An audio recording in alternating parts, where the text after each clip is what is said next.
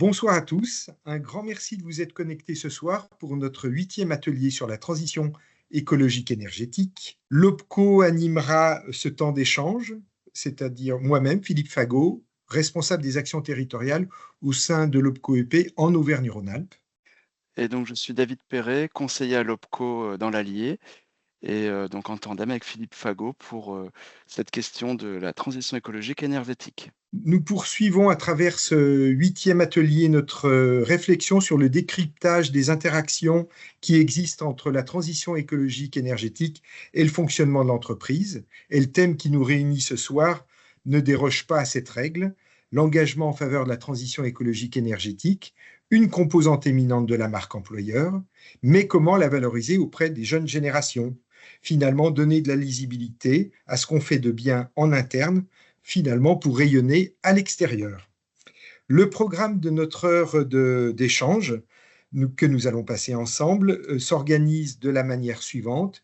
Une introduction que nous ferons tout de suite après, l'intervention d'un expert et d'un grand témoin, et je tiens déjà à les remercier de leur participation ce soir, présentation des offres de services, une conclusion, et n'oublions jamais le sondage qu'on vous demandera de compléter. 1 minute suffira. Sondage est important parce qu'il nous permet d'avoir votre retour pour pouvoir s'améliorer sur les opérations suivantes. Vos questions, il y a un espace conversation, voire une prise de parole. Il suffit de lever la main. Nous prendrons vos échanges. Et puis, des échanges seront organisés tout au long de notre séquence. Vous dire, avant d'aller plus loin, que ce webinaire fait partie d'une programmation qui en compte 9 et que cette programmation est elle-même une action d'un projet beaucoup plus général que nous mettons en œuvre depuis l'année 2023 sur la transition écologique énergétique dans les TPME, de la sensibilisation à l'action. Ce projet est porté par la CPME Auvergne-Rhône-Alpes, l'U2P Auvergne-Rhône-Alpes et l'OPCO-EP, et nous bénéficions du soutien précieux de l'État qui nous accorde des moyens de financement, l'État étant très engagé, comme vous le savez, dans l'accompagnement du monde économique dans ce virage sociétal. Je ne sais pas si Cyril est présent. Il est là. Il est là. Je passe la parole. Philippe. Cyril, c'est à toi. Merci, cher Philippe. D'abord, bonjour à toutes et à tous. Mes propos seront très brefs. D'abord, pour excuser notre ami Bertrand Fayet, secrétaire général de l'U2P Auvergne-Rhône-Alpes, qui m'a demandé de bien vouloir parler également en son nom. Comme on travaille depuis longtemps ensemble, je sais que je ne vais pas prendre trop de risques de déformer la pensée et les positions de Bertrand. On a beaucoup de plaisir à copiloter cette démarche que Philippe a présentée en introduction avec l'OPCO-EP. Remercier bien sûr les équipes de l'OPCO-EP, en particulier Philippe et David, mais plus généralement tous ceux qui travaillent au quotidien pour porter les opérations, les différents volets du programme. Et puis remercier particulièrement le grand témoin et l'expert qui vont venir, je suis sûr, apporter un éclairage particulier sur un thème qui nous est cher dans les petites structures, que ce soit des structures, des entreprises artisanales, des TPE, PME plus traditionnelles. C'est valoriser les engagements sociétaux de la RSE et en particulier la marque employeur qui renvoie au fait que malgré des difficultés économiques et une légère remontée du taux de chômage, la question du recrutement reste un sujet récurrent. Être attractif pour faire venir les compétences, pour pas dire les talents, est un objectif très fréquemment partagé par de nombreux employeurs et on est convaincu que, étant d'abord une démarche en soi, la transition écologique et environnementale, par conviction et par contribution au développement sociétal, c'est aussi, on verra à travers, je suis sûr, la présentation de Clara, une écologie positive et de l'innovation qu'on apprécie particulièrement à la CPME, je le sais à l'U2P, parce que c'est également la structuration d'entreprises innovantes, de filières qui correspondent et une conception de l'écologie qui n'oppose pas économie et écologie, mais au contraire qui les réconcilie définitivement en créant de la valeur économique, mais également environnementale. Et ayant lu aujourd'hui dans les Échos que le mois de juin avait été que le solaire avait été la principale source d'énergie pour le mois de juin, ça laisse, je l'espère, pour les entreprises dont Clara est la présidente à travers son cluster, de belles perspectives, même si tout, à mon avis, n'est pas si simple. Voilà.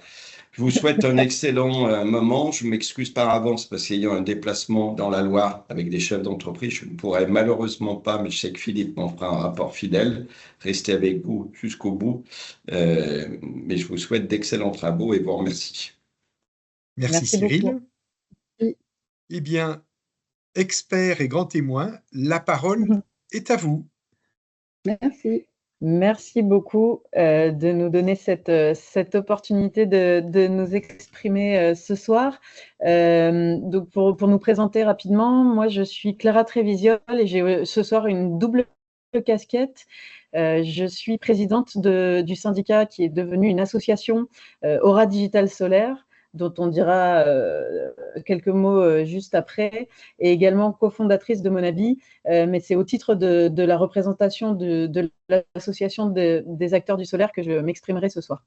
Et bonsoir, je suis donc Lou de chez Monabi et je suis chargée de communication dans l'entreprise depuis plus de 4 ans. Et aujourd'hui, chez nous, chez Monabi, la RSE est un peu... nous n'avons pas un pôle spécifique, mais elle est partagée entre beaucoup. Et au pôle communication, nous aimons bien le porter. Donc, je vais vous donner les exemples concrets et faciles qu'on a pu mettre en place au quotidien pour pouvoir la travailler. Grand merci à vous pour cette présentation. Et donc, nous déroulons le support d'animation. Donc, quelques mots sur l'association Aura Digital Solaire. On est donc l'association de référence régionale qui regroupe les acteurs de la filière solaire en région Auvergne-Rhône-Alpes. Donc, on existe, c'est une association qui est en activité depuis plus de 7 ans. On regroupe aujourd'hui 135 adhérents qui représentent à peu près 20 000 emplois. Il y a 20 activités qui sont représentées, donc vraiment l'ensemble de la filière du solaire est représenté. D'ailleurs, c'est une chance parce qu'en région Auvergne-Rhône-Alpes, on est une des seules régions qui a un acteur dans l'ensemble des blocs de la filière, depuis la fabrication jusqu'au recyclage des panneaux, en passant par les bureaux d'études, les installateurs, bien sûr, mais aussi toutes les fonctions support qui sont essentielles au développement de la filière. Donc, je pense aux assurances, au financement, donc des banques dédiées, etc. Et donc, les missions principales de l'association sont de fédérer d'abord, rassembler, fédérer l'ensemble des acteurs pour pouvoir parler d'une seule voix, être force de proposition auprès des pouvoirs publics avec cet objectif principal qui est de favoriser la transition énergétique sur le territoire par le développement du solaire. Donc, on a cet objectif de fédérer, de créer une synergie, de créer de l'innovation. Cyril, vous évoquiez le sujet de l'innovation. C'est un des axes majeurs sur lesquels on essaye de travailler pour embarquer les acteurs vers de nouveaux business models, présenter de nouvelles solutions, s'adapter aux évolutions réglementaires et les influencer en amont, si possible. Et on a aussi un rôle assez structurant sur la formation. On aura l'occasion d'y revenir un petit peu plus tard. Et forcément, en favorisant le développement du solaire sur le territoire, on essaye aussi de favoriser l'emploi et la communication autour de ces métiers. Donc voilà, je vais essayer de vous apporter un peu de vision de ce que l'ensemble des acteurs de la filière vivent sur ces sujets d'emploi, de recrutement, de fidélisation, et d'essayer de vous donner des exemples de ce que nous, on fait aussi en tant qu'association pour le syndicat. Ah oui, et pour information également, juste pour vous donner un ordre d'idée, on a 64%, même 65% de nos adhérents qui sont des TPE et 18% supplémentaires qui sont des PME. Donc, on représente vraiment, et c'était un des objectifs de l'association, on représente vraiment l'ensemble des acteurs, y compris principalement d'ailleurs TPE-PME. Du coup, Monabi, nous sommes aujourd'hui installateurs de panneaux solaires en autoconsommation. Nous existons depuis 12 ans. On a eu un peu 3 vies depuis. On a commencé en tant que fabricant de monitoring pour les producteurs particuliers qui avaient déjà des panneaux solaires sur leur toit, mais qui ne savaient pas du tout comment la surveiller et être sûr que celle-ci produisait. Donc, on est d'abord fabricant. Ensuite, on a été faire de la maintenance pour les particuliers qui ont été un peu délaissés par des arnaques ou par des installations qui se sont mal déroulées. Donc, on est venu en maintenance, que ce soit administrative ou technique, aider ces particuliers qui étaient un peu délaissés parfois par des entreprises qui avaient posé le bilan ou disparu. Et depuis 2017, nous sommes donc installateurs de panneaux photovoltaïques en autoconsommation et nous mettons toujours auprès de nos clients, nous avons fait évoluer notre gamme de monitoring et de pilotage qui est 100% fabriquée en France. Nous amenons toujours cette intelligence aujourd'hui dans les installations que nous faisons, autant chez le particulier que chez le professionnel. Nous avons des équipes un peu partout sur la moitié France, de Dijon à La Rochelle. Le siège est ici à Lyon, à Dardilly.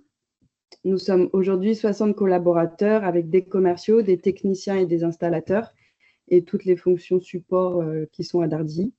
Et nous maîtrisons vraiment le projet donc de A à Z. Nous venons chez le client sur place, nous faisons une étude sur mesure par rapport à son foyer et à ses besoins et nous l'accompagnons ensuite dans la durée avec du service, avec de la maintenance, avec de la proactivité durant toutes ces années de production. Nous sommes très fiers de notre note Google Avis. Nous avons 4,5 avec plus de 500 avis clients.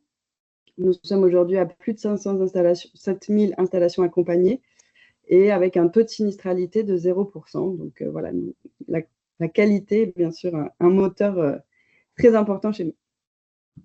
Juste quelques mots sur le contexte solaire, mais on ne va pas s'étendre dessus parce que ce n'est pas l'objet de notre échange. En fait, l'objectif de cette slide, c'est de vous faire comprendre face à ce à quoi les installateurs, mais pas que l'ensemble des acteurs de la filière font face aujourd'hui en termes d'emploi. On est dans un secteur qui a été d'abord en très, très forte croissance, notamment porté par la crise des prix de l'énergie entre 2022 et 2024. Donc, on a eu une phase avec une nécessité de recrutement très forte qui a créé une vraie tension sur un certain nombre de métiers, et notamment les métiers des installateurs photovoltaïques. Par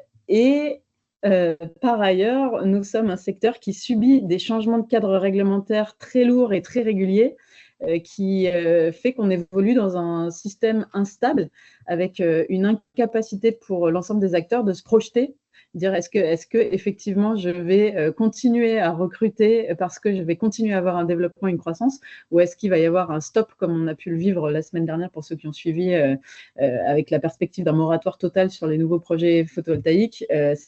Quand on a un moratoire, ce n'est pas le moment d'envisager des recrutements. Donc, c'est un cadre très complexe dans lequel on doit évoluer. Et donc, aujourd'hui, on fait face à des enjeux, et je pense que certains d'entre vous, dans les métiers dans lesquels vous évoluez, vous devez vous aussi faire face à ces enjeux, avec des métiers qui sont nouveaux. Tout ce qui est domotique, pilotage, effacement, flexibilité, ce sont de nouveaux métiers sur lesquels on va avoir besoin de nouvelles compétences, donc besoin de nouvelles formations qui ne sont aujourd'hui pas suffisantes.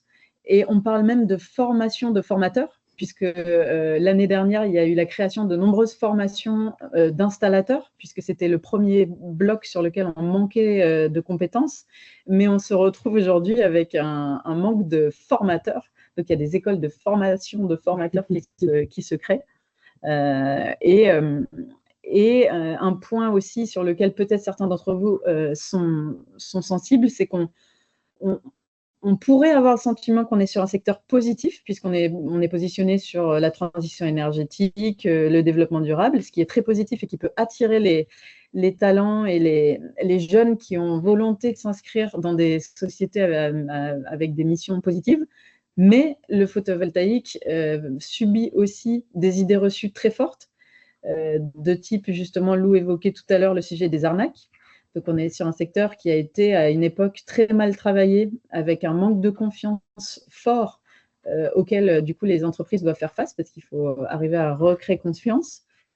On a aussi un secteur sur lequel il y a eu des problématiques de garantie, de durée de vie, des problèmes d'image en termes de recyclage des panneaux. en termes d'impact environnemental des panneaux photovoltaïques. Et donc, on a un enjeu très fort en tant que filière pour l'ensemble des acteurs de bien communiquer et d'essayer de casser ces idées reçues pour attirer des talents, parce que malheureusement, c'est un vrai sujet qui peut limiter les candidatures. Ça, c'est pour vous montrer quels sont les métiers qui sont les plus demandés dans le secteur du solaire. Donc, on a beaucoup d'installateurs photovoltaïques. C'est ce qui représente la majorité des recrutements. Et puis, toute une partie qui est en tension dans le secteur du solaire, mais pas que. Donc, tous les développeurs, les bureaux d'études, ingénierie sont aussi des métiers sur lesquels on a beaucoup de besoins.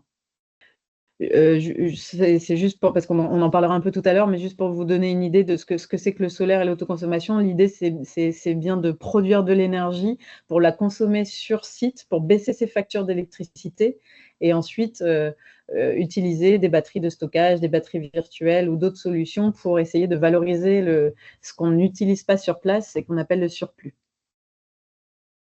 Et dans ce cadre-là, du coup, l'objectif avec l'autoconsommation solaire, et c'est ce qu'on pousse au sein de l'association, c'est de faire de l'autoconsommation avec plusieurs vertus, qui est de produire à prix fixe dans la durée, être autonome. Donc, on a une part de souveraineté énergétique qu'on va aller rechercher à travers une installation photovoltaïque. Et bien sûr, on a quand même un enjeu à répondre à des réglementations. Je pense notamment aux décrets tertiaires. Donc, certaines entreprises sont soumises à ces obligations légales. Et il y a quand même un volet RSE dont on va parler. Avec le solaire, on a quand même cette opportunité de pouvoir embarquer ses collaborateurs, et je pense que vous avez tous des sujets sur lesquels vous avez cette possibilité d'embarquer vos collaborateurs. En tout cas, le solaire en est une pour communiquer positivement sur une énergie locale, verte, décarbonée. Je ne sais pas si c'est... On va passer vite aussi peut-être sur le sujet de la marque employeur. Dans le déroulé, ce qu'on vous propose, c'est de vous expliquer très rapidement ce que c'est que la marque employeur et comment nous, on l'a appliqué chez Monabi. Et ensuite, on déroulera sur les différentes phases, les différentes étapes, qu'est-ce qu'on a mis en place, donc sur le recrutement, l'intégration, la fidélisation et le décrutement ou le départ. On a essayé de structurer de cette manière-là pour vous donner à chaque fois des exemples concrets de ce qui peut être mis en place pour attirer et fidéliser. Donc, la marque employeur, l'idée, c'est de travailler sur son image, son identité, ses valeurs, sa culture, pour communiquer dessus et pour arriver à décliner une stratégie et une manière de communiquer, que ce soit sur son site internet, sur les réseaux sociaux ou de différentes manières, pour attirer des collaborateurs. Donc, voilà, pardon. Donc, en général, ce sont des actions qui sont menées par la communication et le marketing. En tout cas, chez Monabi, ce sont plus des points qui sont chez nous. Le but, c'est de rendre l'entreprise attractive aux yeux des candidats, mais aussi des collaborateurs. On en parlera. La fidélisation, c'est aussi très important, forcément. C'est autant donner à vos collaborateurs l'envie de venir le matin que vouloir donner envie à des candidats d'intégrer la société et de postuler à vos offres. Et la RSE est un réel élément clé aujourd'hui de la marque employeur, parce que les jeunes, on l'entend souvent, ils veulent un métier avec du sens, ils veulent une entreprise qui s'engage et pas juste on a arrêté les pailles en papier. Voilà, ils veulent des vrais éléments concrets, ils veulent des preuves, ils veulent pouvoir être fiers de leur entreprise une fois qu'ils seront embauchés. Donc, l'enjeu de la marque employeur, ça va être de réussir à déterminer tout ce que l'entreprise et les gens dans l'entreprise font au quotidien et qui peut être mis en avant. Parce que souvent, on fait plein de choses, on se dit « oui, mais ça, tout le monde le fait, oui, mais ça, c'est pas très important ». Et en fait, pas spécialement, c'est des choses que vous faites peut-être naturellement, mais qui en fait intéresseraient les gens de l'externe. Donc, voilà, le challenge, ça va être qu'est-ce qu'on fait et comment on communique dessus pour prouver qu'on est réellement une entreprise engagée et qui est chouette à intégrer. Donc, nous, chez Monabi, ça a été un travail qu'on a fait entre le pôle RH et le pôle com. On s'est regroupés, on a déterminé plein d'actions qu'on va pouvoir voir pendant cette présentation, voilà, pour travailler sur notre marque employeur.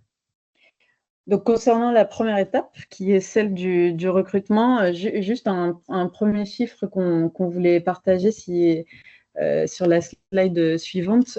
On a aujourd'hui 70% des générations Z, des millennials, qui considèrent que l'engagement environnemental est un critère déterminant dans le choix de leur futur employeur.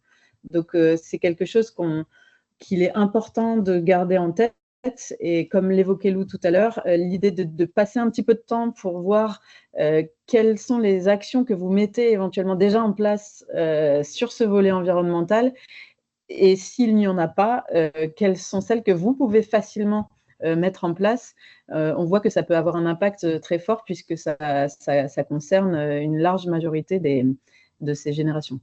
Donc, nous, ce qu'on a fait au sein de l'association, c'est un peu ce que j'évoquais tout à l'heure, c'est qu'on a identifié qu'il y avait un certain nombre de points faibles de notre secteur d'activité, et notamment ces idées reçues dont j'ai parlé tout à l'heure, notamment le caractère environnemental des panneaux, le manque de recyclabilité des panneaux, la durée de vie des équipements, et principalement tout ce qui est en lien avec les arnaques et du coup le manque de confiance qu'on peut avoir dans les installateurs. Et donc, on a identifié ces points-là et on s'est dit, notre rôle en tant qu'association, c'est de déminer ces idées reçues, de communiquer positivement contre et de s'appuyer pour pouvoir redonner une image positive et revaloriser le solaire.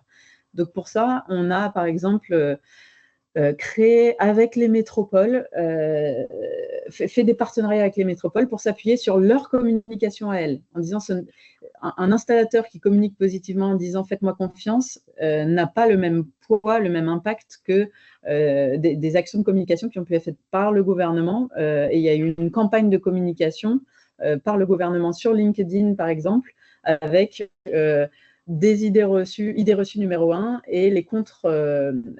L'objectif était la réponse effectivement à ces idées reçues. Donc ça, c'est un travail qu'on a fait au sein de l'association. On a également organisé des réunions d'information auprès des citoyens en collaboration avec certaines collectivités, des réunions d'information où le syndicat vient à la demande d'une collectivité, on convie les citoyens qui le souhaitent et on explique qu'est-ce que le solaire, qu'est-ce que l'autoconsommation, comment je peux le faire bien, comment je peux me prémunir d'éventuelles arnaques en choisissant un installateur de qualité, etc. C'est également quelque chose qu'on fait, c'est tout beaucoup en lien avec la communication. On organise des conférences sur des salons, sur les salons spécialisés de l'énergie pour communiquer positivement, pour présenter aussi les métiers du solaire, communiquer sur la formation, sur les métiers, sur leurs contraintes, sur les opportunités. Et sur la notion de recrutement, on a également co-construit un programme test en collaboration avec France Travail et un organisme de formation, le Greta de Grenoble, pour aider à construire les nouvelles formations. Donc, on a identifié ensemble, nous, côté syndicat, on portait quels sont les enjeux des acteurs de la filière, quel type d'installateur on a besoin de voir sur le terrain demain, quel type de formation, de compétences on souhaite qu'ils aient pour qu'ils soient employables à la sortie. Et derrière, on a mis en place cette formation avec un vrai succès et ça va être dupliqué dans d'autres villes. Donc ça, c'est le travail du syndicat, par exemple, sur le volet recrutement. Voilà, et chez Monabi, l'objectif, c'est vraiment du coup d'attirer la nouvelle génération en luttant contre ces idées reçues. Donc, comme disait Clara, beaucoup pensent encore, même j'ai 30 ans, il y a encore beaucoup de mes amis qui pensent qu'un panneau, c'est pas du tout recyclable, que ça utilise des terres rares, que ça dure pas très longtemps en durée de vie. Et en fait, c'est pas du tout vrai. Aujourd'hui, un panneau, ça se recycle à 94%. En un an, ça a compensé son bilan carbone et ça fonctionne pendant au moins encore 30 ans derrière. Donc, on essaye de tout de suite sur la communication, que ce soit sur les réseaux, que ce soit même sur nos offres d'emploi, on répond tout de suite. On débunk tout de suite avant même que l'idée arrive. Les panneaux, ben si, en fait, les panneaux, voilà, un panneau, c'est écologique. Si vous venez travailler dans le photovoltaïque, vous participez à la transition énergétique, vous avez un travail qui a du sens. Sur les idées reçues qui peuvent être sur un métier qui, chez nous, est assez en tension, donc qui est l'installateur solaire, c'est vrai que c'est des métiers qui sont difficiles, qui sont mal connus. Donc, ça va être aussi de les faire connaître et en mettant tout de suite dans nos offres d'emploi. Par exemple, un jeune, il peut se dire, en été, là, en ce moment, avec les canicules qu'on a eues, monter sur un toit, sur des tuiles brûlantes avec des panneaux lourds sur l'épaule, non, ça me donne pas du tout rêver, ça me fait pas du tout rêver comme emploi. Donc nous, on met dans nos heures d'emploi, on a mis en place des contrats jours, on a mis en place des horaires. Donc par exemple, en ce moment, les techniciens vont commencer très tôt à la fraîche. On change les lieux de pause, donc on va les faire aller plus en Haute-Savoie où il fait plus frais plutôt que dans le sud où il fait 40 degrés par exemple. Les panneaux sont lourds, c'est sûr, mais nous, on travaille en sécurité, donc on leur fournit des nacelles, c'est compris toujours sur les pauses. Donc, on essaye, voilà, tout de suite avec des preuves et dès l'annonce, comme ça, s'ils postulent, ils savent, ils ont déjà leur réponse et ils n'arrivent pas avec des a priori potentiels à l'entretien. Ça, c'est vraiment le conseil de dire lister les idées reçues ou les contraintes qui pourraient faire peur dans vos métiers et essayer dès le départ, dès l'annonce, dès le site internet et voir dans des vidéos, donc ce qu'on a fait sur le recyclage par exemple, de casser ces idées reçues parce qu'elles peuvent même limiter les candidatures. On n'est même pas dans l'idée de recevoir quelqu'un et de le convaincre, on est dans l'idée que vous ne recevrez potentiellement pas de candidature si ces idées-là sont trop ancrées.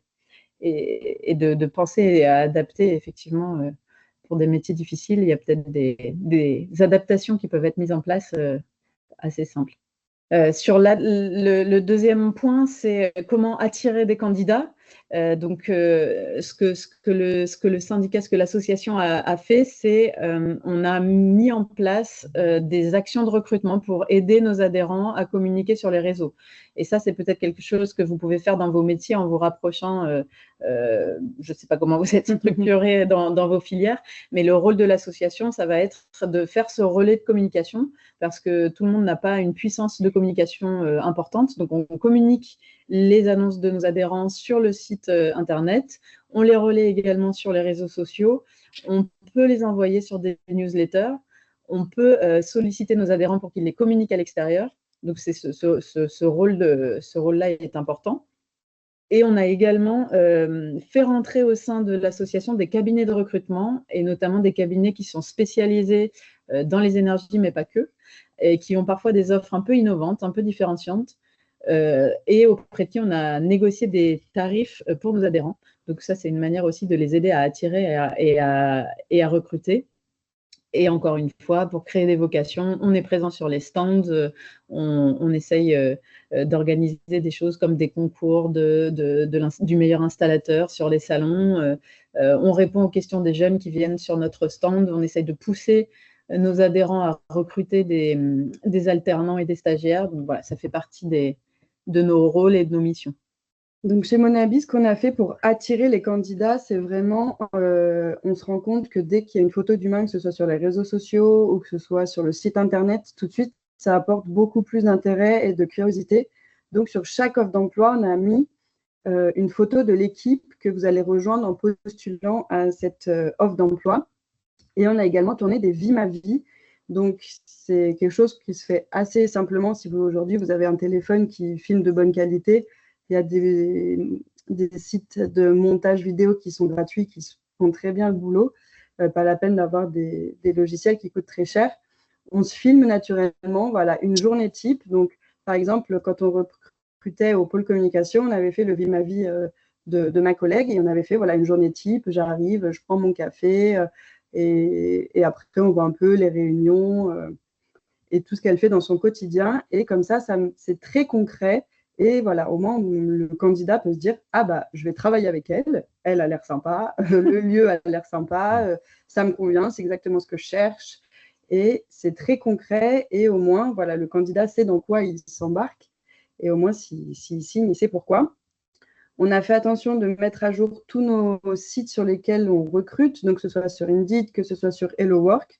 Voilà, mettre la petite photo de profil qui va bien, que les descriptions soient à jour, que les informations soient à jour. Il ne faut pas forcément en faire des thèses et des thèses, mais voilà, juste au moins on est sûr que les informations sont à jour, que c'est joliment présenté, que ça puisse attirer. Hein. La question, c'est est-ce que vous postuleriez à votre offre si elle vous fait envie, c'est qu'elle fera envie à quelqu'un d'autre. Et un des points qui nous a le plus servi et qui a été assez facile à mettre en place, avec le pôle RH, on a recontacté tous les anciens salariés qui étaient passés chez Monabi et qui sont partis pour leur demander s'ils ne pouvaient pas nous mettre un avis, donc par exemple sur Indeed. Beaucoup ont répondu. Donc aujourd'hui, on a plus de 50 avis et on a une note de 4,8 avec des mots-clés. Donc ça peut être voilà, autonomie, voilà, solidarité, mission intéressante, responsabilité. Et c'est vraiment quelque chose, c'est comme quand on va au restaurant, on regarde les avis Google. Bah, aujourd'hui, c'est un réflexe, je pense, surtout chez les jeunes. Je vais postuler, bah, je vais regarder les avis sur l'entreprise parce qu'il n'y a que les salariés qui en parlent le mieux. Donc, ça, c'est quelque chose que vous pouvez faire très facilement. Un petit mail avec le lien « Coucou, ça serait très sympa de ta part de mettre un avis ». Et ça, c'est vraiment quelque chose qui est très concret et qui sert beaucoup. Et ensuite, nous, on n'a pas l'occasion de le faire, mais ça pourrait être fait, par exemple, ça peut être fait si vous avez des métiers qui sont mal connus ou les gens ont du mal à se projeter, ça peut être faire des demi-journées ou des 2 heures découvertes. Par exemple, vous êtes, je sais pas, vous êtes boucher et les gens ne se rendent pas trop compte. Il y a un candidat qui veut voir vraiment qu'est-ce que je ferai de ma journée. Vous pouvez peut-être le faire venir 2 heures un matin et puis au moins il voit concrètement comment vous travaillez. Ça peut être des portes ouvertes aussi si jamais vous avez une grosse vague de candidatures. Voilà, faire un peu ouvrir vos portes et accueillir les candidats. Voilà, le but, c'est vraiment rendre plus concret et humaniser l'entreprise. Lou, demander l'avis à des anciens de l'exprimer sur le site, est-ce que c'est pas prendre le risque d'avoir un mauvais avis? Oui, alors honnêtement, on avait un peu trié, quoi, forcément. Oui. On ne voulait pas se tirer une balle dans le pied. Après, il y a des gens, ils ont mis 3 étoiles parce que voilà, ils avaient des choses à apporter.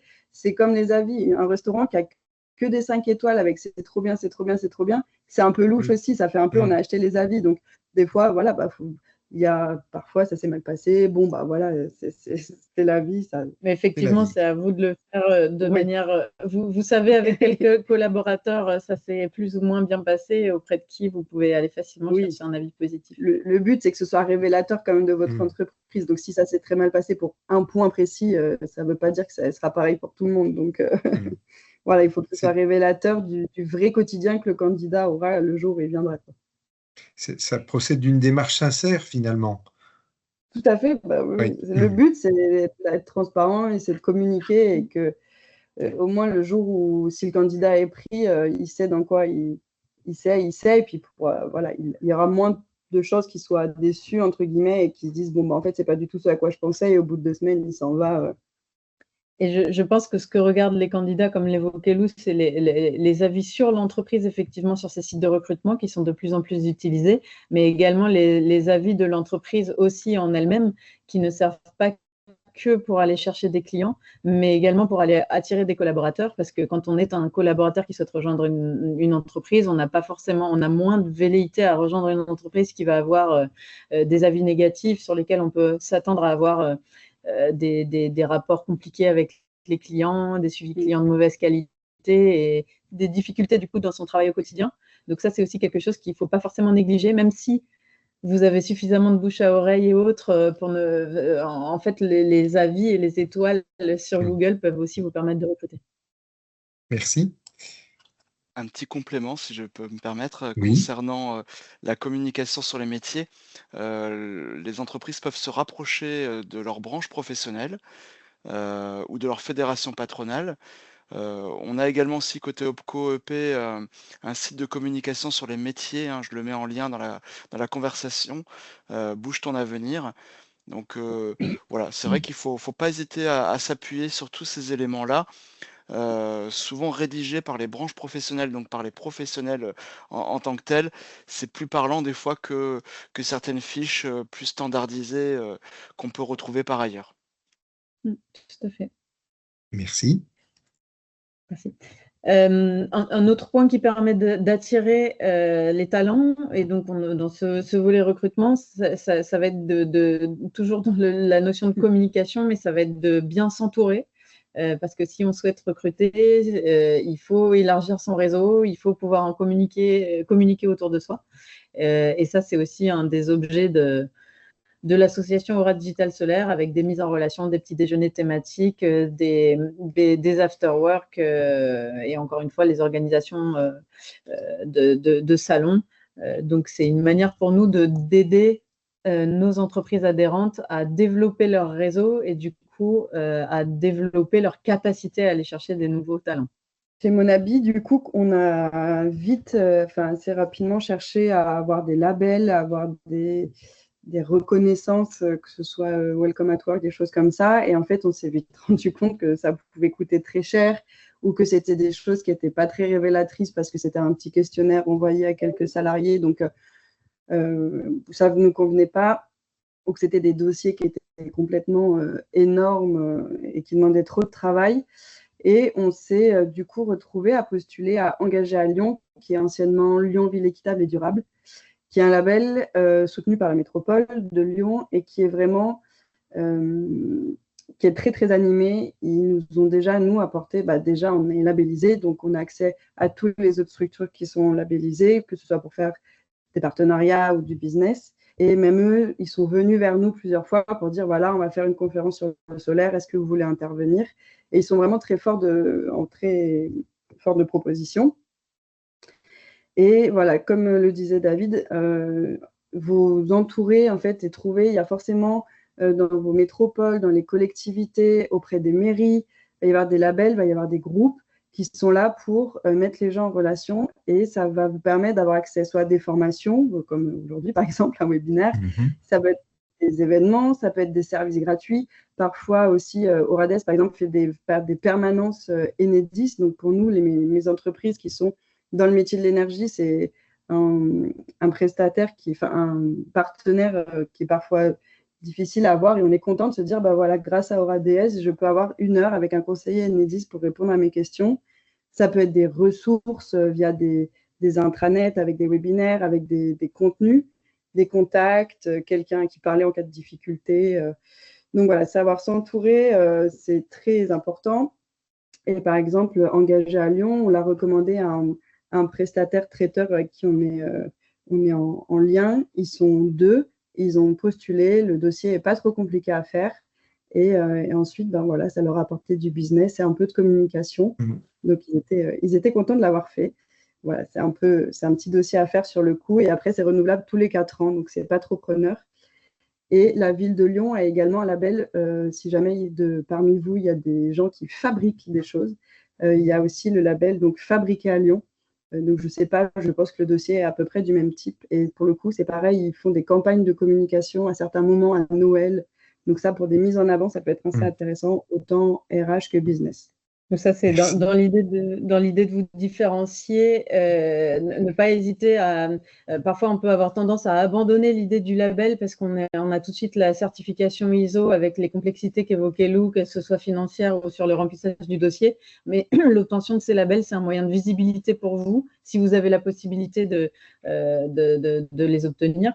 Il y en a qui sont, comme le disait Lou, accessibles, financièrement peu coûteux et qui peuvent vous permettre d'avoir cette visibilité, de marquer de manière très concrète sur votre site et auprès de vos futurs collaborateurs que vous avez un vrai engagement environnemental et ou social qui peut attirer des talents, même si vous n'êtes pas dans un métier, pour nous c'est plus facile, on est dans un métier de la transition énergétique, ce n'est pas forcément votre cas, mais pour autant vous pouvez avoir un label qui met en valeur vos engagements. Alors, parmi vous, là, les personnes qui sont présentes, est-ce qu'il y a Oui. des entreprises qui peuvent un petit peu témoigner de quelques idées reçues contre lesquelles vous luttez à chaque fois que vous avez à recruter? N'hésitez pas à prendre la parole. Tout n'a pas été évoqué, hein. Oui. J'imagine que la pénibilité est un point qui est souvent mis en avant par les candidats. La rémunération aussi, par exemple. Rémunération. Le, Les horaires, conditions de travail peut-être aussi. Tout à fait. le besoin de formation aussi, pourquoi pas. Oui. En tout cas, sur le métier d'installateur photovoltaïque, c'est un métier sur lequel on a eu beaucoup de mal à recruter de notre côté. Et les sujets, ce que vous évoquez, c'est effectivement un sujet contre lequel on a dû lutter et du coup communiquer. La pénibilité, donc comme l'évoquait Lou, de bien communiquer sur le fait que on a mis à disposition des machines pour aider, pour soulever des charges lourdes, qu'on adapte les horaires de travail en été, qu'il y a des jours de récupération qui sont offerts quand il y a des conditions difficiles de travail ou des déplacements lourds. Donc ça, c'est des choses qu'on peut faire de manière naturelle, sauf que le candidat ne peut pas le savoir en amont. Donc, encore une fois, l'idée, c'est de dire identifier les motifs pour lesquels il peut y avoir des difficultés à recruter et puis essayer de les anticiper, de communiquer dessus en amont. Un autre emploi un peu en tension chez nous, c'est aussi les commerciaux. Peut-être que la jeune génération a la vieille image du commercial qui va faire tap-tap autour de chez lui avec sa petite mallette et qui se prend des portes toute la journée. C'est sûr que ça ne fait pas rêver. Aujourd'hui, ce n'est plus du tout le cas. Enfin, en tout cas, chez nous, on le dit dès l'offre, et on a aussi un vu ma vie sur le commercial, c'est vous avez des contacts qui tombent tous les matins, vous appelez des gens qui sont intéressés, donc vous n'allez pas vous prendre des portes toute la journée. C'est des gens qui ont fait une demande de projet. Vous allez chez eux et vous passez un vrai moment privilégié dans le foyer. Vous faites une étude sur l'énergie de la maison et ça amène tout de suite des questions. Et en fait, c'est très intéressant. C'est pas le même métier qu'il y a plusieurs dizaines d'années. Mais c'est vrai qu'on a recruté grâce à Des Vies Ma Vie. Donc, c'est ces petites vidéos très courtes qui embarquent le futur collaborateur dans une journée en disant voilà, je monte dans ma voiture, je me rends chez le client, là, je m'arrête pas à ma pause déjeuner. J'ai aussi la possibilité de découvrir un joli village. Ça fait partie de ma vie parce que ma vie de commercial, c'est découvrir des villages qui sont parfois charmants, d'avoir des horaires un peu décalés. Ça me permet aussi parfois de profiter de boire un café l'après-midi sur une terrasse parce que j'aurai mon rendez-vous que le soir à 18h30. Donc ça, c'est des choses qu'on essaie de… Enfin, je pense que vous pouvez aussi peut-être mettre en valeur vos métiers, en tout cas les faire découvrir à travers ces petites vidéos très courtes dont les jeunes sont très friands. Merci pour ces conseils. Oui. Si vous avez quelques points à apporter les uns les autres, n'hésitez pas à l'écrire si vous préférez. Le deuxième chapitre. Oui, donc c'est une partie qu'on oublie souvent, qui est une étape importante à nos yeux, c'est l'étape d'intégration. Parfois, on se dit quand on a recruté, qu'on a signé le contrat de travail, c'est gagné. Là, ce qu'on souhaitait souligner, c'est l'importance de soigner son intégration. Et pour ça, pour bien soigner son intégration, un des points importants pour nous, c'est de travailler les valeurs. Et pour que les personnes qui postulent chez vous sachent dans quel contexte ils vont se retrouver et du coup aient plus de chances de bien s'intégrer. Parce que recruter, c'est qu'une première étape. Si vous recrutez et que vous recrutez mal, ce qui arrive bien évidemment de temps en temps, mais si on peut éviter de se tromper dans ce recrutement, on gagne aussi beaucoup de temps. Voilà, donc le conseil qu'on pourrait vous donner, c'est pas mettre des arguments un peu classiques qui pourraient être lus chez les mêmes offres d'emploi de vos concurrents ou de vos pairs. Donc la vraie question qui doit faire le tri, c'est un peu est-ce que cette information permet de mieux connaître mon entreprise à la personne qui va la lire et est-ce que ça lui donne envie de la rejoindre. Donc c'est sûr qu'ayant un métier qui a du sens, c'est bien, ça résonne, mais ça veut pourquoi, comment. Donc nous, on communique vraiment. Dans l'encadré, vous avez un exemple de notre introduction de nos offres d'emploi. Donc nous, c'est participer à la transition énergétique parce que si vous intégrez Monabi, vous allez participer au développement du solaire en participant à installer plus de 9000 panneaux par an. Une de nos principaux piliers, c'est la satisfaction client. Donc, nous, on est fiers. On a une note de 4,6 donnée par nos clients. On fait des vidéos témoignages chez nos clients. Voilà, on met vraiment des preuves en face de ce qu'on annonce et on essaye d'avoir des arguments un peu plus originaux, entre guillemets, qui nous concernent vraiment par rapport à nos valeurs sur nos offres d'emploi pour que le candidat se dise tout de suite « Ok, ça me correspond, c'est concret ou ça ne me va pas ». C'est vraiment cette notion de preuve qui est importante, je pense, à retenir ici. C'est on peut mettre des arguments et souvent c'est très bateau sur les valeurs, mais si vous arrivez à les prouver avec des chiffres, avec des exemples, avec des vidéos, avec des éléments très concrets, vous allez réussir à convaincre le candidat qui va effectivement rejoindre une entreprise qui les porte, ces valeurs. Et je pense qu'aujourd'hui, c'est effectivement un des points importants pour les candidats. Une intégration soignée, c'est aussi prendre soin et bien accompagner les collaborateurs qui rejoignent votre entreprise ou qui rejoignent votre réseau. Donc, spécifiquement pour Aura Digital Solaire, quand on a une société qui nous rejoint, qui devient adhérente, on met à disposition un livret de bienvenue qui lui explique le fonctionnement du syndicat. C'est quelque chose qui peut être reproduit pour une société. Quand une entreprise nous rejoint également, on va communiquer sur cette entreprise, donc on va lui donner un temps dédié lors d'un événement, un futur after work, pour se présenter à l'ensemble des autres adhérents.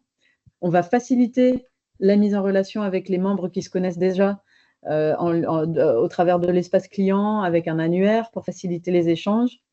Et on va aussi la présenter sur les réseaux avec une petite présentation sur LinkedIn et autres. Donc, ça fait partie d'une manière d'avoir un accueil positif qui met en valeur les adhérents et les sociétés qui nous rejoignent. Chez Monabi, c'est quelque chose qu'on a beaucoup travaillé aussi, l'intégration avec les RH. Donc, on accompagne même en amont, donc les RH, une semaine avant l'arrivée du collaborateur qui n'est pas candidat. On envoie un petit manuel des choses essentielles à connaître. Donc, ça peut être comment venir chez nous si la personne vient en bus. Ça peut être comment on mange le midi. Et ça peut être les petits outils du quotidien. Et il a aussi le contact de son référent d'intégrer dedans pour être sûr d'avoir un contact. Et il sait qu'il est attendu, il sait qu'il va arriver. Nous, en amont, on fait une annonce par mail, tout simplement à toute l'entreprise. Lundi, on accueille Paul au bureau d'études, par exemple. Comme ça, tout le monde sait que Paul arrive et c'est pas tiens, c'est qui ce gars dans la cuisine qui boit un café. Et on fait un kit de bienvenue. Donc, c'est pareil, on a préparé son bureau, son ordinateur est prêt. Et on fait tout simplement, nous, on a des petits pots de miel parce que notre logo est une abeille, donc on parraine une ruche. Donc, c'est un petit pot de miel en cadeau de bienvenue avec un post-it bienvenue Paul. C'est bête, mais souvent, quand les collaborateurs nous gardent le post-it pendant des années, ils nous disent « Ah, le petit post-it bienvenue Paul, il m'a fait plaisir quand je suis arrivée. » Donc, des fois, c'est des petites choses qui font sourire. Et nous, on met en place aussi un parrain. Donc, sur la base du volontariat, on essaye de faire ça avec quelqu'un d'un autre pôle pour pas que ce soit forcément ses collègues avec qui il va forcément échanger. C'est le parrain qui va lui faire le tour, qui va lui présenter les midis là où il peut aller acheter à manger, s'il y a des salles de sport. Et s'il a une question un petit peu bête, mais peut-être qu'il n'a pas envie de la poser à ses collègues pour pas donner je ne sais pas quelle image, il se dit je peux aller voir mon parrain et je sais qu'il est à ma disposition et il va m'accueillir et m'accompagner. Et une dernière chose qu'on fait, c'est on fait un tour d'épaule. Donc, la deuxième semaine où le collaborateur est arrivé, il rencontre en une demi-heure une personne de chaque pôle, donc pour bien qu'ils comprennent comment l'entreprise se passe et qui fait quoi dans l'entreprise. Et comme ça, au moins, c'est clair et il se rend compte un peu des difficultés, des challenges de chacun et il comprend comment tout fonctionne. C'est plus concret. On retrouve des éléments un peu comme le maître d'apprentissage qui accueille l'apprenti, qui a une certaine fonction bienveillante.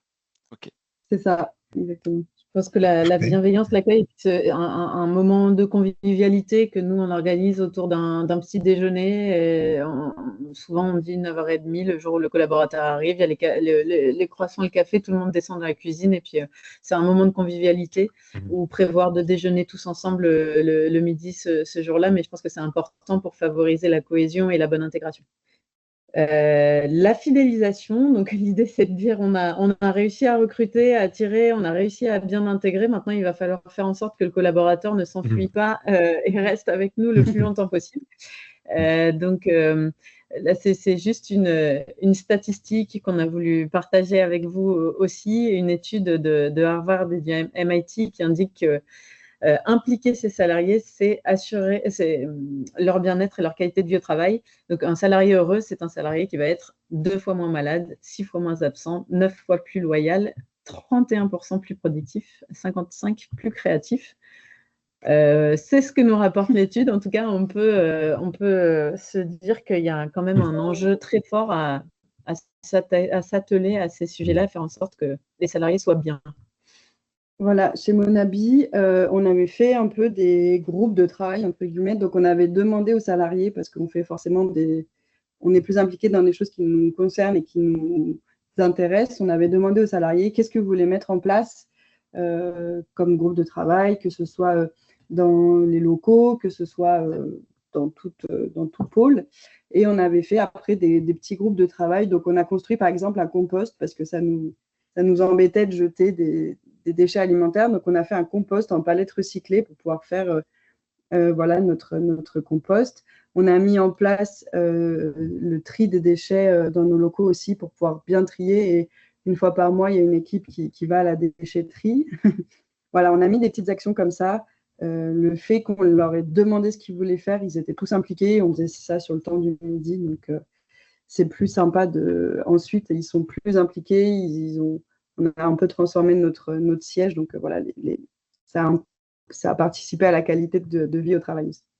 Et c'est quelque chose, peu importe votre métier, même si vous n'êtes pas encore une fois dans des sujets de transition énergétique, c'est des choses que vous pouvez mettre en place assez facilement, qui ont un lien avec la protection de l'environnement ou un lien social. Quelque chose qu'on a mis en place et qui peut être facile aussi à déployer, par exemple, c'est l'idée de dire qu'à Noël, on réalise une collecte de jouets ou de vêtements. Donc, tous les collaborateurs qui souhaitent mettre à disposition ces éléments-là peuvent le faire dans une pièce. Les collaborateurs peuvent se servir. Donc, on a un acte social aussi auprès d'autres collaborateurs qui n'auront pas besoin d'avoir un nouvel investissement. On donne une deuxième vie à ces objets et ce qui n'est pas pris va être donné à Emmaüs. Donc, c'est quelque chose assez facile, assez simple et qui a un impact à la fois environnemental et social. Voilà, et du coup, on voulait aussi dire qu'on peut fidéliser en donnant des avantages. Donc, ça va revenir un peu à vous différencier des concurrents, des offres d'emploi. Donc, ça peut être aussi mis sur les offres. Par exemple, nous, chez Monabi, on a des panneaux sur notre toit et on a des bornes de recharge. Donc, si vous avez une voiture électrique et que vous êtes salarié chez nous, vous pouvez recharger gratuitement votre voiture la journée. C'est quand même un avantage pas négligeable. On a une offre pour avoir une installation à prix coûtant. Donc, on a déjà plus de 5 salariés qui ont équipé leur maison grâce à nous, enfin, grâce à leur poste chez Monabi. Et voilà, les salariés sont vos meilleurs clients et vos meilleurs ambassadeurs. Et je me dis, voilà, à d'autres échelles, par exemple, si vous êtes coiffeur, ça peut être, j'offre à mes collaborateurs une coupe de cheveux gratuite par an. Si vous êtes commerçant, ça peut faire 10% sur la boutique à chaque fois que vous voulez acheter quelque chose. Voilà, c'est des petites choses qui font que ça fidélise, ça attire et on se dit « Ah, c'est quand même un avantage. Mon patron ou mon employeur a fait un effort pour que, voilà, a pris en considération potentiellement mon implication. Voilà, et il me remercie en m'offrant, en me donnant des avantages. Merci. Et le départ, qui est un point qu'on oublie souvent, mais qui a un impact, qui peut avoir un impact très important. Donc, c'est savoir bien partir. Donc, soigner les départs nous semble un sujet aussi très important. Quand un salarié va quitter son entreprise, il va forcément par la suite communiquer sur son entreprise, en parler à l'extérieur autour de lui, que ce soit à ses futurs employeurs, mais aussi à sa famille, ses amis, etc. Donc, c'est important de bien savoir partir et de bien laisser partir. Et ça, c'est quelque chose qu'on oublie souvent de faire parce qu'on se dit, une fois qu'il est parti, mais on oublie qu'il y a des retombées. Donc, nous, on essaye de soigner et de laisser un bon souvenir aux collaborateurs qui nous quittent. Ouais, c'est très simple, hein, c'est des petites choses, mais ça peut être, par exemple, lui demander un rapport d'étonnement. C'est peut-être quelqu'un qui part juste pour une autre entreprise. Est-ce que tu peux en profiter pour me dire, voilà, est-ce qu'il y a des choses à améliorer dans ton service ou dans les autres services? Donc, nous, ça nous permet aussi de mettre d'autres choses en place. On a fait un livre d'or, on fait un petit déj de revoir. Et en fait, la boucle est bouclée parce que s'il part bien, on peut lui redemander et on est à l'aise après de lui dire « Tiens, tu ne me laisserais pas un petit avis sur ma page LinkedIn ?» Et du coup, on revient à ce qu'on disait au début. Et en fait, voilà, c'est le cercle vertueux. Donc, on a juste fait une petite slide de synthèse. Ce qui nous semble important, en tout cas, sur ces différentes étapes, c'est d'abord de bien connaître les idées reçues sur vos métiers, de les lister et d'essayer de lutter contre en communiquant positivement dessus, le plus en amont possible, en montrant ce que vous avez fait pour les contrecarrer. De rappeler qu'il y a beaucoup d'actions très simples et gratuites qui fonctionnent. Donc, essayez de ne pas se faire un monde de ce que vous pourriez mettre en place. Mais encore une fois, l'idée de la collecte Emmaüs, l'idée de la vie, il y a des labels gratuits. Donc, il y a beaucoup de choses très simples qui existent.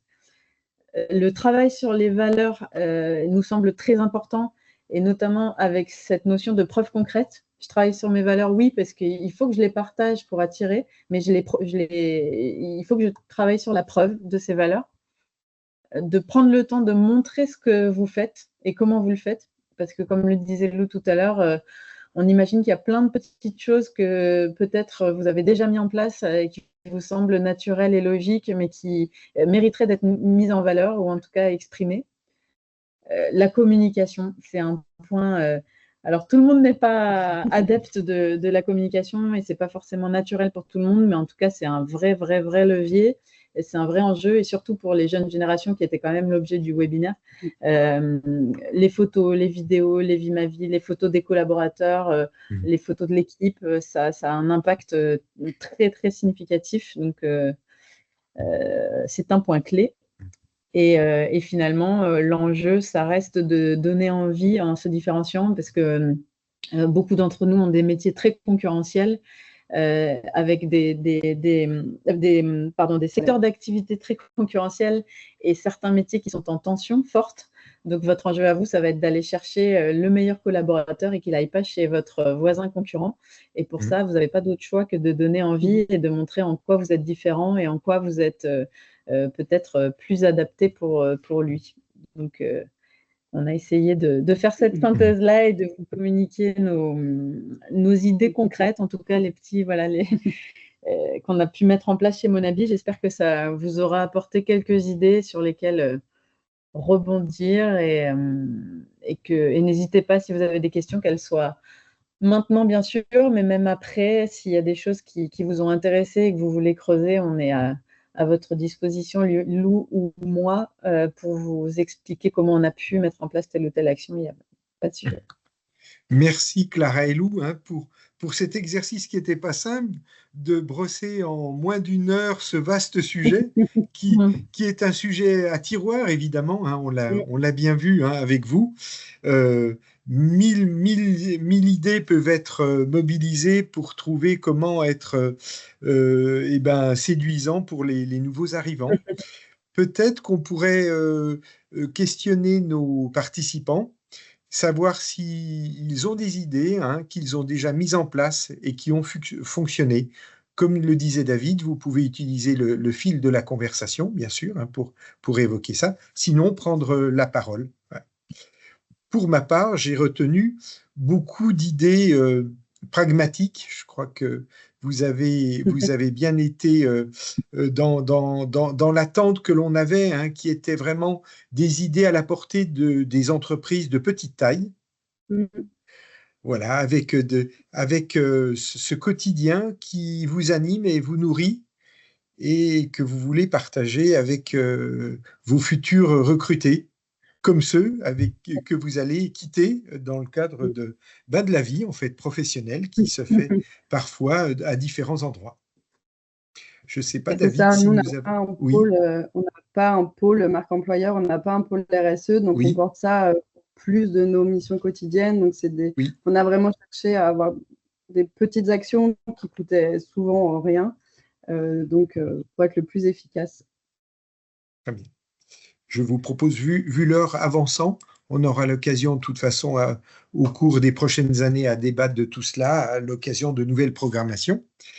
Vous donnez à nos participants vos coordonnées. Voilà.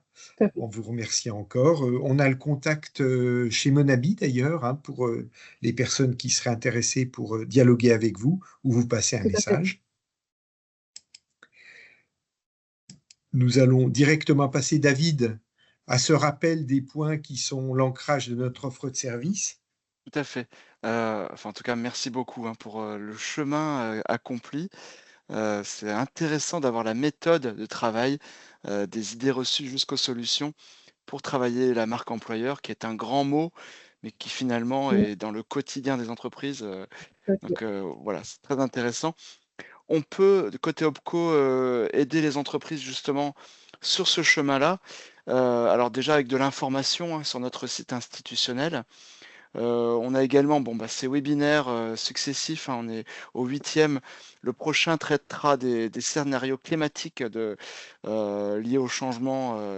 Et vous avez donc différents scénarios qui seront présentés la prochaine fois. donc le 18 septembre à 17h30. Et on verra avec vous quelle stratégie adopter en fonction de vos besoins, de vos projets, avec les différents scénarios climatiques.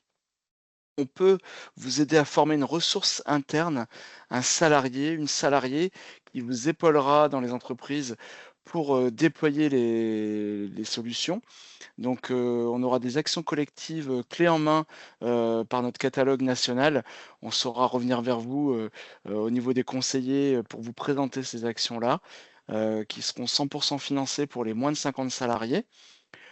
On peut également déployer une solution d'accompagnement conseil avec un consultant qui va vous suivre sur quelques mois avec 7 demi-journées de la stratégie en passant par l'implication des salariés, le choix des options techniques jusqu'au suivi des actions.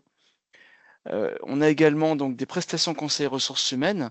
Donc avec l'aide de l'État, on va pouvoir vous accompagner jusqu'à 5 jours déployés sur quelques mois pour justement continuer d'impliquer les salariés et faire en sorte que vos options soient efficaces.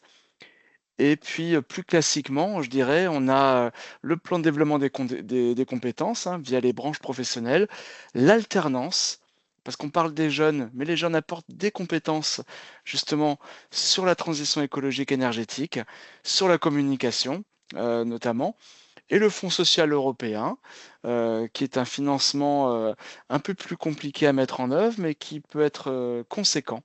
Donc n'hésitez pas à consulter vos conseillers.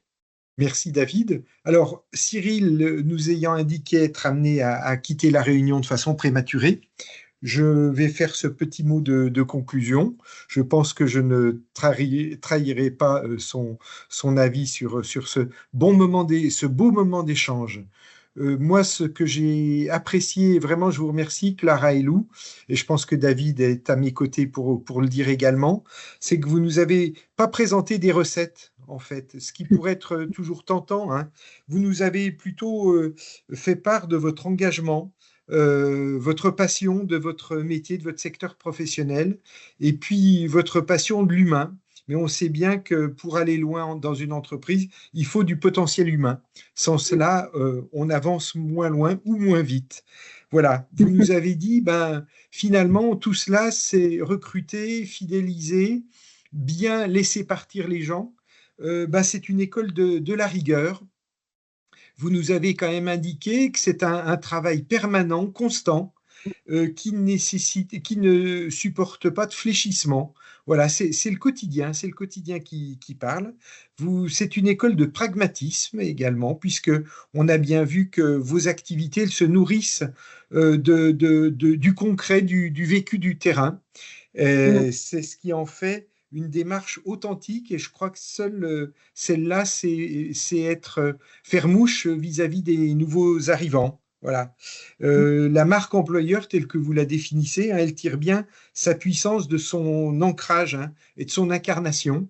Voilà, vous faites des vidéos, des petits témoignages qui montrent aux futurs candidats que c'est votre évocation de ce qu'est l'entreprise, c'est une réalité puisqu'elle est vécue dans l'entreprise et filmée comme telle. Voilà. Mais voilà, vous êtes des chasseurs également sur le terrain du recrutement.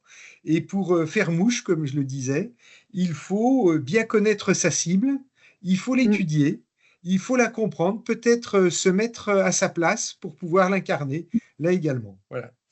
Donc, tout cela me fait dire que vous nous avez montré que recruter, c'est une prestation hautement humaine, voilà, en deçà de laquelle on a moins de chances de réussir, d'avoir des gens avec qui on aura une aventure professionnelle qui durera ce qu'elle durera, mais qui sera fructueuse pour les deux parties. Un grand merci donc à vous deux. Merci à nos participants pour l'attention qu'ils ont portée à notre démarche. Et puis, je vous rappelle le lien de sondage que vous pouvez compléter. David, tu l'as mis, je crois, dans la conversation. Ça y est, il y est. Ça prend vraiment une petite minute pour le remplir. Oh oui. C'est important pour nous, pour renouveler ce type d'opération et vous apporter voilà, toutes les informations qui peuvent vous être utiles. Merci. Merci à vous tous. Et puis donc, rendez-vous à la rentrée pour ce dernier sujet que l'on abordera, les scénarios climatiques. Bonne soirée à vous tous. À bientôt. Merci.